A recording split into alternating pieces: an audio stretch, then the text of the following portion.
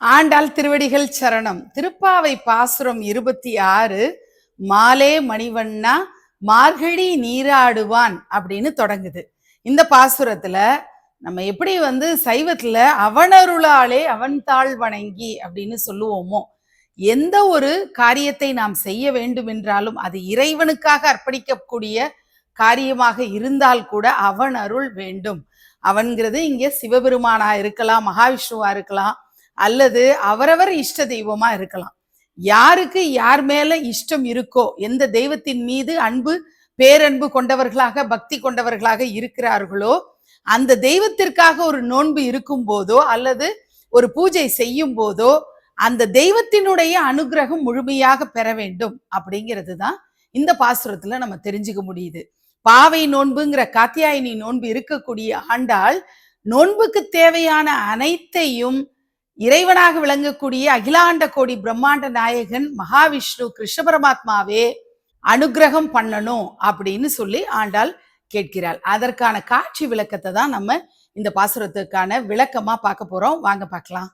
நீலக்கல் நிறத்தவனே அப்படின்னு கிருஷ்ண பரமாத்மாவை ஆண்டாள் குறிப்பிடுகிறாள். நீலக்கல், கருநீலக்கல் எப்படி இருக்குமோ அது மாதிரி கருமை நிற வண்ணனாக கிருஷ்ண பரமாத்மா சித்தரிக்கப்படுகிறார். ஒரு பெருங்கடல், அந்த கடல்ல ஒரு ஆல இலை மிதக்குது. அந்த ஆளிலை மேல படுத்துக்கிட்டு ரொம்ப ஜாலியா விசிராந்தையா பயணிக்கக்கூடிய கிருஷ்ண பரமாத்மா இந்த பாசுரத்துல ஆளிலை கண்ணன் போற்றப்படுகிறார்.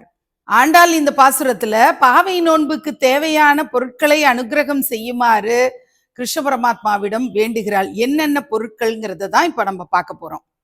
பாவை நோன்பு இருக்கும்போது உலகத்துக்கே ஒளி கேட்கிற மாதிரி பால் வண்ணத்துல, பால் சோறு வண்ணத்துல இருக்கக்கூடிய பாஞ்சஜன்ய சங்கு மாதிரி, அது கிருஷ்ணர் கையில இருக்கு. அந்த மாதிரி வலம்புரி சங்குகளை நிறைய தரணும் அப்படின்னு கேக்குறா. இங்க நான் பறை வச்சிருக்கேன், ஆனா ஆண்டாள் கேட்கக்கூடியது முரசுகள், நிறைய முரசுகள், முரசு தாரை தம்பட்டமோடு அந்த பாவை நோன்பு இருக்க வேண்டும் அப்படிங்கிறதுக்காக பரந்தாமன் புகழை பாடுவதற்கு முரசுகள் வேண்டும் அப்படின்னு சொல்றா. அடுத்து பெரியவர்கள் வேண்டும் அப்படின்னு சொல்றா. பல்லாண்டு துதிபாட பெரியவர்கள் வேண்டும். கிருஷ்ண பரமாத்மாவுடைய புகழை பாடுவதற்காக பல்லாண்டு படிப்பதற்காக பெரியவர்கள் வேண்டும் அப்படின்னு அங்க சொல்றா. அப்புறம் மங்கள தீபங்கள் வேண்டும் அப்படிங்கிறா. வீடு மங்களகரமா, ஒரு நோன்பு இருக்கக்கூடிய வீட்டுல எப்போதும் விளக்கு தீப ஒளி எரிஞ்சுக்கிட்டே இருக்கணும். அந்த தீப சுடரை பார்த்து கொண்டே இருக்கணும். கொடிகளும், கொடிங்கிறது மங்களத்துடைய அடையாளமா ஒரு வீட்டுல நல்ல தோரணங்களும் கொடிகளும் மாட்டி வச்சிருக்காங்கன்னா அந்த வீட்டுல சுப நிகழ்ச்சிகள் நடக்குது அப்படிங்கிறத தெரிஞ்சுக்க முடியுது. இத்தனை பொருட்களையும் ஆண்டாள் பாவை நோன்பு இருப்பதற்காக கேட்கிறாள். இதோட என்ன கேட்கிறான்னா, பாவை நோன்பு இருப்பதற்கான இடத்தையுமே நீ கொடு அப்படிங்கிறா. அந்த இடமுமே நீதான் அனுகிரகம் பண்ணணும். எந்த இடத்துல இருந்து எங்களால அந்த பாவை நோன்பு இருக்க முடியும் அப்படின்னு தெரியல, அந்த அனுகிரகத்தையும் நீயே புரிய வேண்டும். மங்கள பொருட்கள் அனைத்தையும் தந்து, இடத்தையும் தந்து பாவை நோன்புக்கு நீ அனுகிரகம் செய்ய வேண்டும் அப்படிங்கிறது தான் கிருஷ்ண பரமாத்மாட்ட ஆண்டாள் வைக்கக்கூடிய கோரிக்கையாக இருக்கிறது.